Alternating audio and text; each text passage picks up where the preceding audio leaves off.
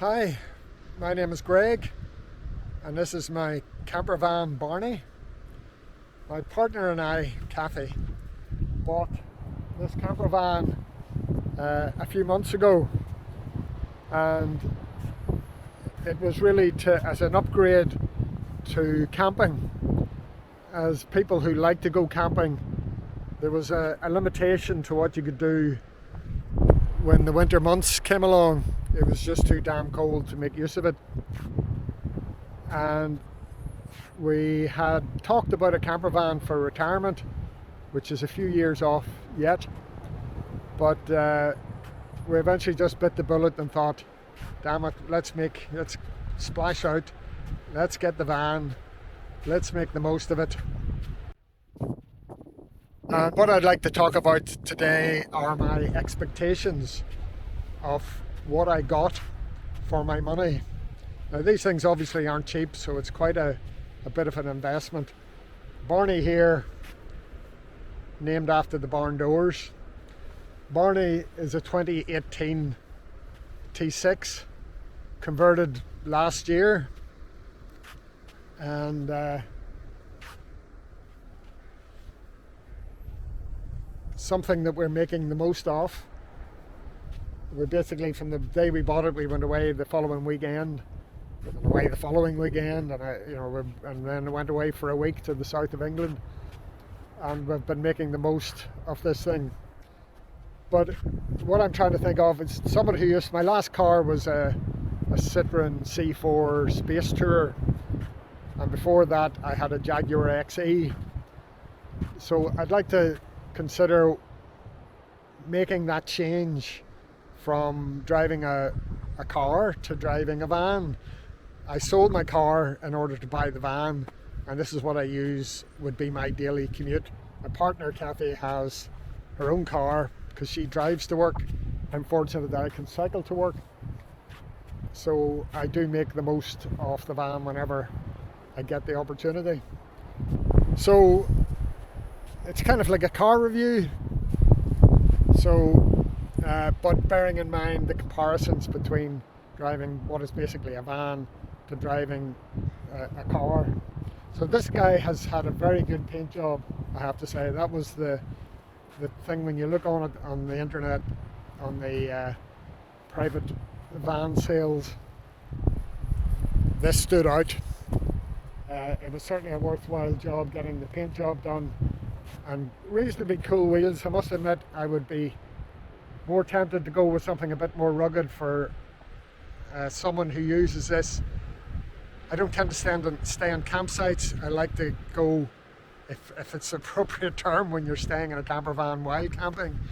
I always think that's a little bit of a cheating term, because it's hardly wild when you've got your van with a proper bed and oven and a sink and heater.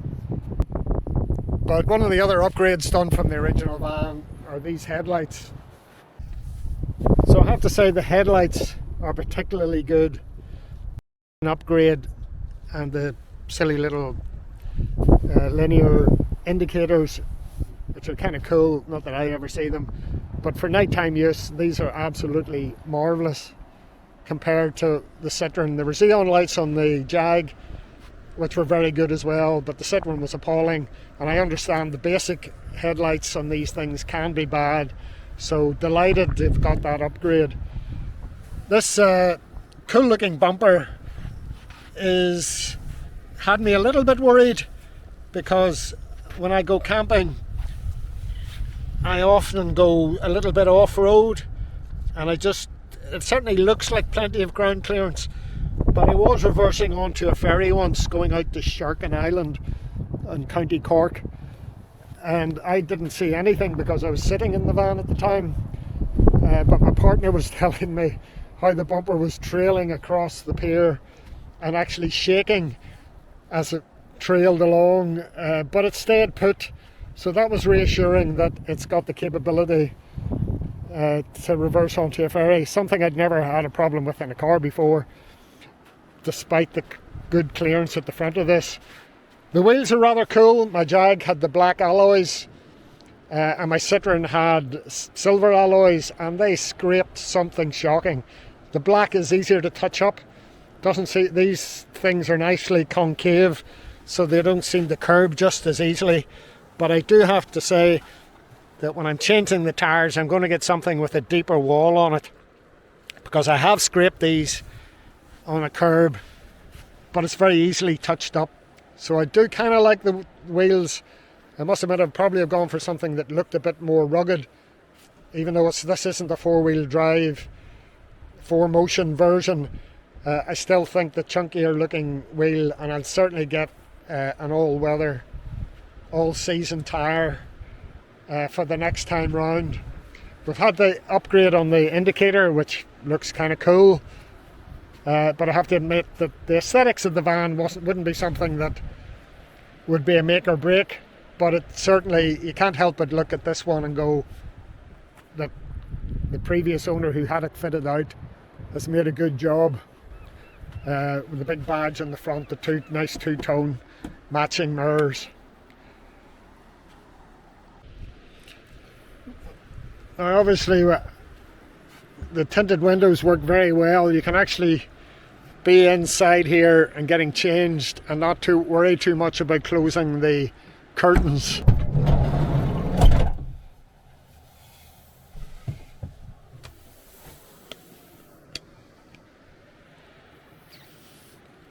The inside's also quite pleasant.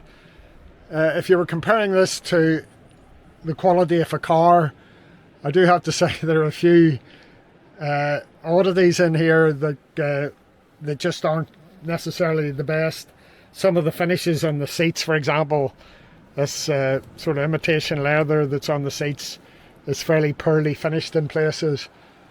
There's an amusing bit here where we're always cleaning up sawdust that seems to appear from underneath this bit of a cladding here. I assume they cut the hole, they put the panel in and then maybe cut the holes and left the sawdust in behind, so the sawdust just works its way out from underneath.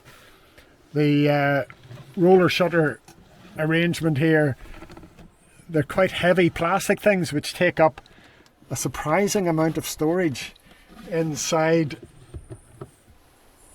but generally it's not too bad. Not quite the quality of my Jag, for example. Now I have to mention the heater control here, the Auto by Autotherm. When we got the van, the guy who was selling it to us demonstrated a lot of things, but he never said that this didn't work. You would switch it on, the display would just come on and then it would go off. So we took a quick video of it not working, sent it to the manufacturer and said, is there anything you can do about this? Is it faulty? Is there something? Is there a reset of some sort? And they posted us out a new control without any quibbles whatsoever. It's very unusual to get a company who are so friendly, so I just have to mention these guys. Fantastic. This is the control for the diesel heater that's fitted to the van, which you can, there's various settings in this thing where you can control the temperature. You can set it so as it maintains the temperature. You can set the heater to come on for half an hour, or you can set it on a timer to come on for a period of time. It's now that we've got into the winter months, this is actually a great device. Recommend it. It runs off the diesel fuel. It's fitted externally, has a little exhaust that sticks out the side of the van, and there's a little vent on the floor that blows the hot air in. The one thing though that is absolutely appalling is part of the trim on the doors. This piece of carpeted plywood is fixed along this line, and anything above that is not fixed to anything. It just flaps about. I don't know how clear it is there, but I've got sellotape on the top holding it in place, because it's actually broken in a couple of places. The bit of plywood that's in the back, 3mm ply, is just broken there and broken over here. it's just, you kind of look at it and go, who thinks that this is a good idea? It's absolutely dreadful. Now, we have ordered a blind which comes with its own frame that screws into this opening. So we'll have to take out the curtain, the rail, take this off, trim it, recarpet it at the top edge, and then we can screw in this top panel, which is purpose made. It's cast in and it actually screws down into the inside of the window. The reason why this top part is not fixed is because there's nothing behind it to fix to. So it's just a bad idea. But why did somebody think, oh, here's a solution to finishing the door? I would rather it was just bare metal and that was cut short. But then you would see the curtain mechanism, which is fairly basic. But this carpeting idea on a bit of hardboard, one of the panels on the back doors is broken as well. So I do have to say that when you spend so much money on something like this, you really expect it to be this sort of thing, to be ironed out. How many fit outs did the company who did this vehicle do that are done like this? It's dreadful. Anyway, when I recover from that, there's got reasonable storage in here. We keep our food and cookery utensils in containers underneath the back seat. It's just held in place with a magnet. It is not the best idea in the world. Going around the bend, the plastic containers in there slide forward and the front of that comes off, and everything's usually lying about inside here. The fridge, very useful. Obviously, it's a fridge. How could it not be of any use on a camper van? Initially, we felt like throwing this thing out the door because it used up the battery so quickly. We couldn't get 24 hours out of using the fridge. But that wasn't the fault of the fridge. That was the fault of the battery. And when we bought it, the battery had been replaced 3 months previously. That's the leisure battery, which is sitting underneath the driver's seat.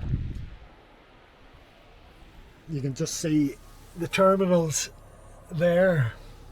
Now, it took me a while to appreciate that it was actually a faulty battery, because it was only 3 months old.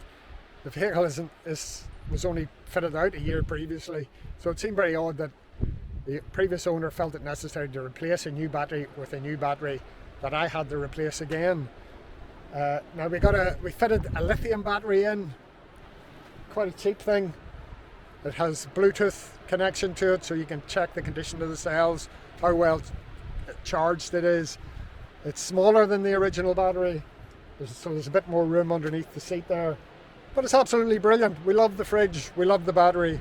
It's amazing how the expectations change when something actually works properly. But again, it's one of those strange little things that what was wrong with the other two batteries that it seemed to chew them up.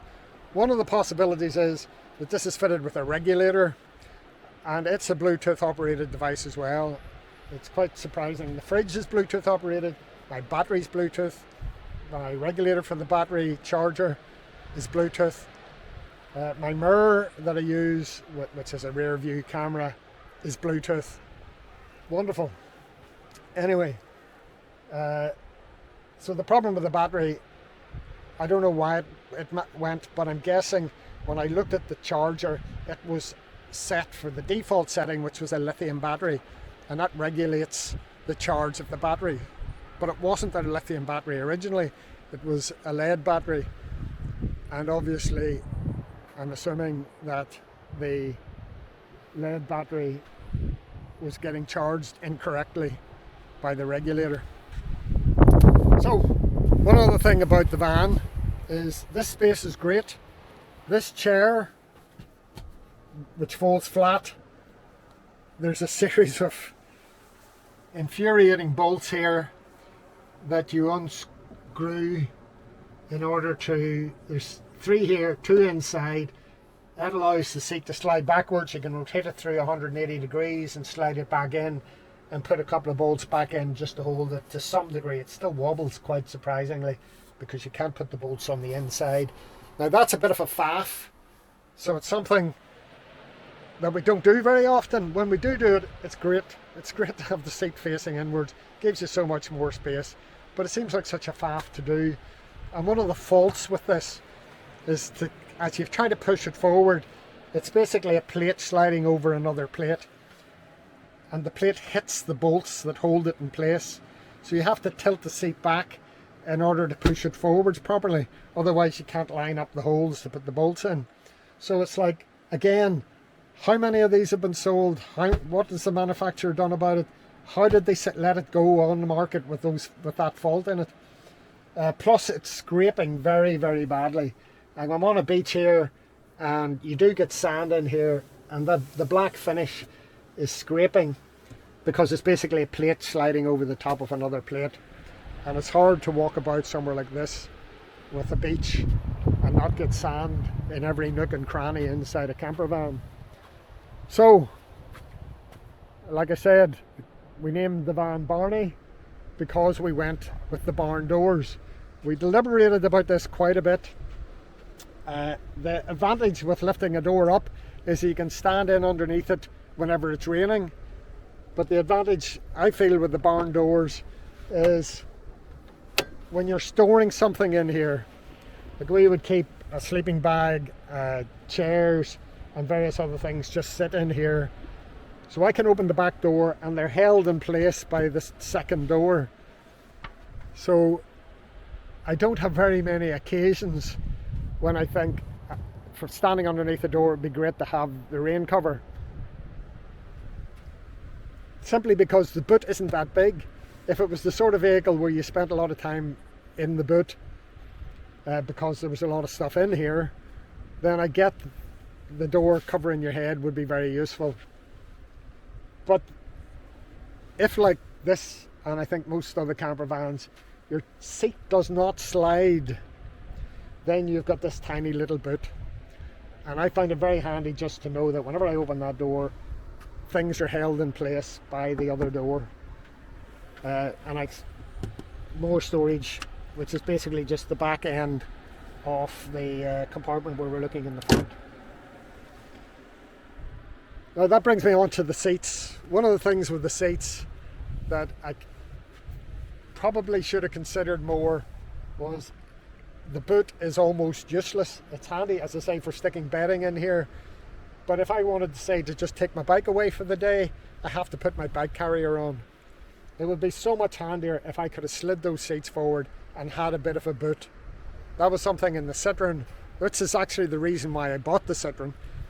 The Jag, we had a roof rack to hold bikes. We also had a tow bar. I got a detachable tow bar for the Jag just to keep it looking. It just doesn't look right when a Jag has a tow bar sticking out of the back of it. So on the Citroen, it has the most brilliant boot and three very clever back seats, which all folded and adjusted and tilted individually. It was great in that you could fold one of the seats down, take the front wheel off the bike and put the bike into the back of the vehicle. I wouldn't want to put my bike in here just because it would might damage the seats. Haven't tried it yet. I know Kathy would tell me off if I tried it. But it would be so much handier if that was on a rail and that chair slid forward. So much handier. Something worth, if you're thinking of getting something like this and you like me, if I was ever doing it again, it would be a big plus to have the sliding seats. Didn't quite appreciate it quite to the same degree that I really would like to have the sliding seats. Now, I have a bit of footage of our second weekend away, which did not end well. So this is a bit of a shaggy dog story. See if I can do it quickly. We got a tow bar fitted. Basically the second week we had the van. Now in behind this light cluster there's a little beeper device. If you plug something into the hitch, when you switch your indicator on and it's properly plugged in, you get a beep from the device inside here. Very clever. However, the second weekend we went away at about 11:30 at night, it started to beep. We were camping, like I say, incognito, so we didn't have the top up and we were sleeping on this bed. So needless to say, we had a beeping sound going off right beside our ears where we were trying to sleep. So it seemed the only way I could work out how to turn it off, because I got no information whenever I got the tow bar fitted. But in the engine compartment there is a fuse that I could have pulled out just beside the battery, but I didn't know there was a fuse just beside the battery. So what I did was I disconnected the battery. That was a great idea. It stopped the beeping. Got up the next morning, went out for a walk, came back to the van, connected up the battery, got into the van and tried to drive off. Now this is where it got kind of complicated, and this is another kind of problem of buying a camper van. We bought this privately because I couldn't find, there certainly didn't see any dealers selling camper vans. There are a few, but we didn't quite see what we wanted. So we bought this privately. Now the chap we bought it off, it's quite funny when you read the listing of what the vehicle was supposed to have, which included a lockable differential, electronic locking differential. But when I spoke to the guy, he said, no, it doesn't have that. What are you talking about? So we obviously cut and paste a lot of stuff into the ad without even reading it. But one of the things he also forgot to mention was that this car was fitted with an immobilizer, which required a fob to deactivate it. He never told us about it. He never gave us the fob. He didn't even seem to know very much about it. It wasn't until we rang him to say the van won't start, any ideas, that he went, oh, is there not a fob in the glove box?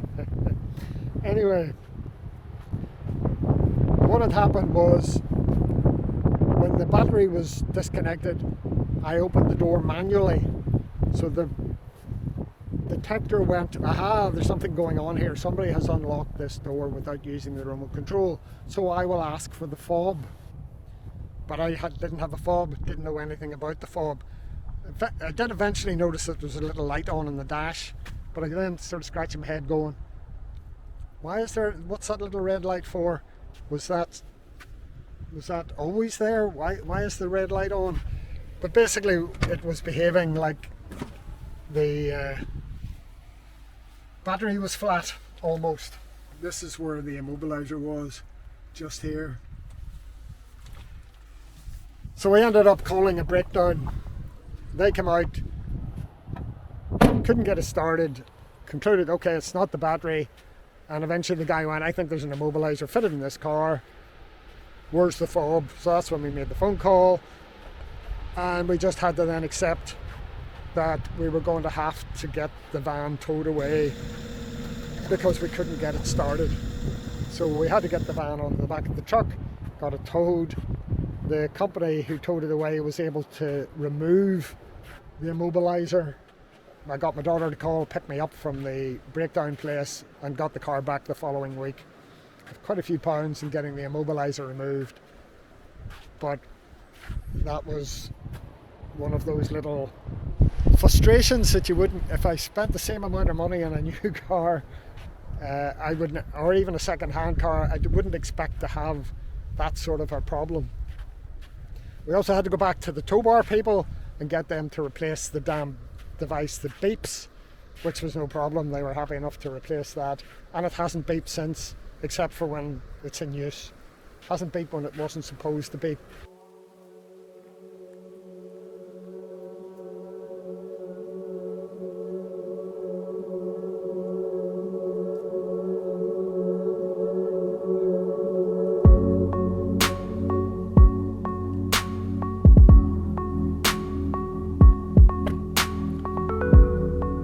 And the other thing that I guess everybody has to come to terms with, particularly if you're replacing your normal day-to-day car, is living with this interior. Now the seats have been redone in this car with the imitation leather, and they work reasonably well. The driver's seat to me initially, I thought it was quite uncomfortable, but I drove it fully reclined just to the point where it was actually hitting up against the seat, and it wasn't very good for my back. And I was speaking to a friend who drives a van for a living, and his suggestion was to keep the seat as upright and as awkward as it kind of feels. That's the more natural driving position, and fair enough, it works much better in this position. Tried all sorts of cushions, all sorts of different configurations, but basically keeping it in that slightly upright position was the much better pose. They're not the best seats in the world to hold you in place. It's almost funny sometimes when Kathy's sitting in the passenger seat and I'm doing a bit of windy road driving. She kind of slides about a little bit in the passenger seat. This car has gone through its first MOT. Absolutely no problems. Nothing has given me any bother, bar the leisure battery. Everything's worked. The pop-up roof is such a basic thing. It's basically held down by two straps. So basic, and you push it up. Nothing really to go wrong. I have no accessories. Whenever you look at the accessory panel, I can turn off my start-stop, which I actually like start-stop.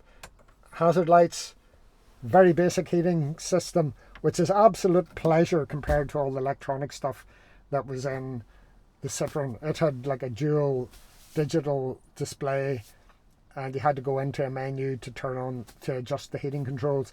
This works beautifully. Absolutely nothing wrong with it.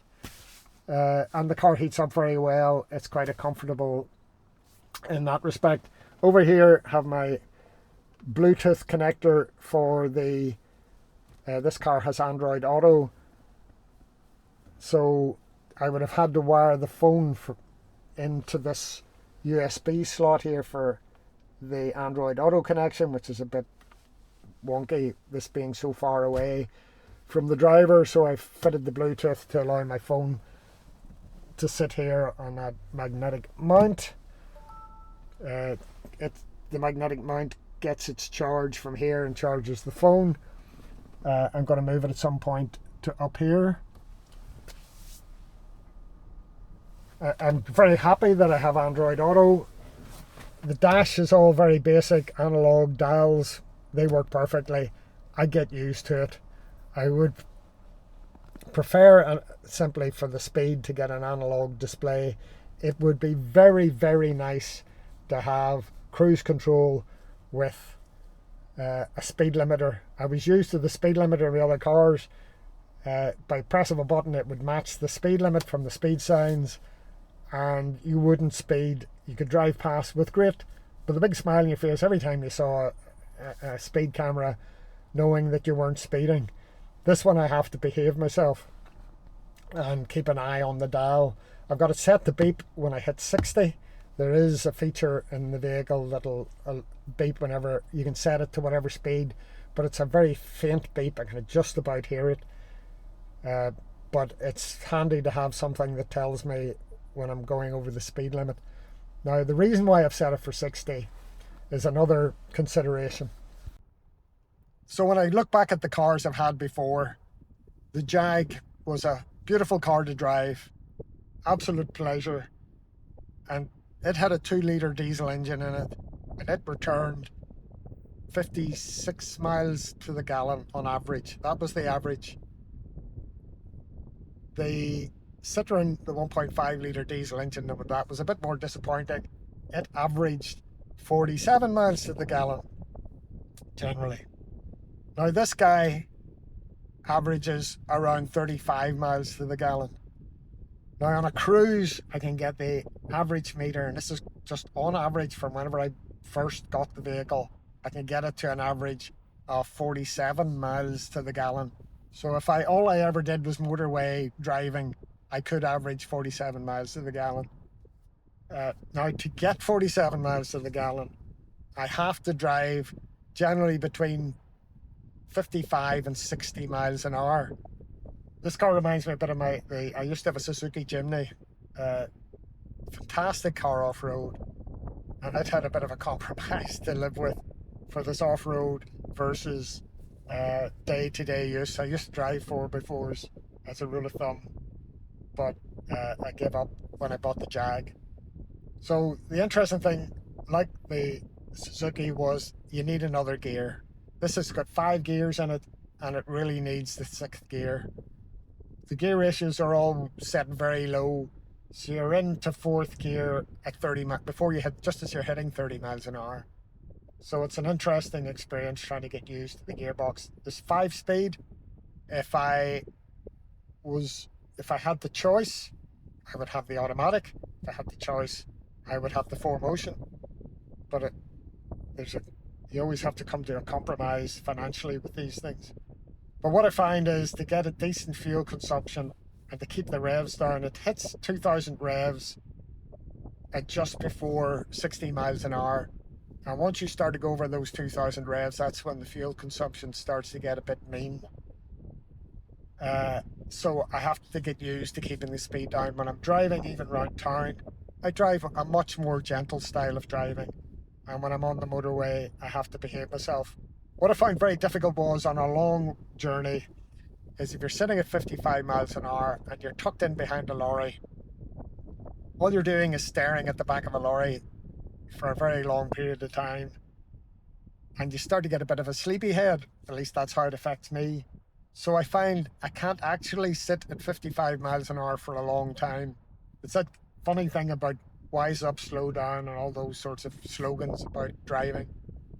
I have to get the speed up to closer to 60 miles an hour, just so as I'm overtaking those trucks, because in that mental engagement with what's going on around you is very important in staying awake. Now, the actual handling of this thing, obviously, what people describe it as being car-like. And yes, it's car-like. It handles surprisingly well for a van, but it's still a van. So you tend to slow down on some of the country roads rather than throw your passenger all over the place. You're better off slowing down a little bit on the windy roads. So on the whole, what do I think of the VW Transporter camper van? We've been away quite a few weekends. This beach that I'm sitting on, we've stayed here a couple of times and gone for a swim. One of the marvelous things, this is October, I can put the heater on in the back of the van, close the doors, go for a swim, get back into the van, and it's nice and warm. This one is fitted with an external diesel heater which blows warm air into the van, and that is marvelous, absolutely marvelous. The weekends we've been away, we've stayed in remote spots, quiet little car parks, laybys, places we know out of the way. Spend a little time maybe on Google to try to find somewhere that isn't right beside a main road, that's possibly beside a river, somewhere scenic. And we've come across so many fantastic places. It's fantastic. It's absolutely fantastic. The lifestyle with that this van gives us is great. Someone who's I must actually do a video showing my various camps, various tents that I have that have grown over the years. Because I'm a qualified mountain leader, I've put up a lot of tents in my time and done a lot of camping. And I have to say the camper van, particularly when you get to my age, is the way to go. It's great to be able to get out all year round. I live in Northern Ireland. I live in Belfast. I'm 3 hours drive away from the west coast where all the exciting stuff happens. I'm about an hour and a half away from this beach. I can be in Donegal in less than 2 hours. I can get away into the wilderness, and even on the Antrim coast there's places where I've stopped. The place where this van broke down was on the Antrim coast. Fortunately, that wasn't too far away from home. But it's an absolute blast. It's a fantastic vehicle. The things I have to compromise to make it my daily drive is absolutely fine. All these plastic finishes, the thing that people go, hard plastic finishes. I don't care. I love the leather trim on my Jaguar. I love the heated seats on my Jaguar. No heated seats in this thing. Absolute delight. I have absolutely nothing that I would say is a disaster. Nothing to complain about. There are things that if I was buying another one and I had the budget, it would be nice to have the automatic gearbox, the 4Motion, the sliding rear seat. You know, and it'd also be nice to have a little button up here where I can put the roof up and down electronically. But you know, that's not a big deal. The speed limiter, I do miss the speed limiter, but again, I just have to be more like the good old days. You just got to watch your speedometer. But yes, I absolutely love it. And if you're wanting to make that compromise for the benefits that it brings, it's worth it if this is your kind of lifestyle. So what else can I say? But keep living the dream.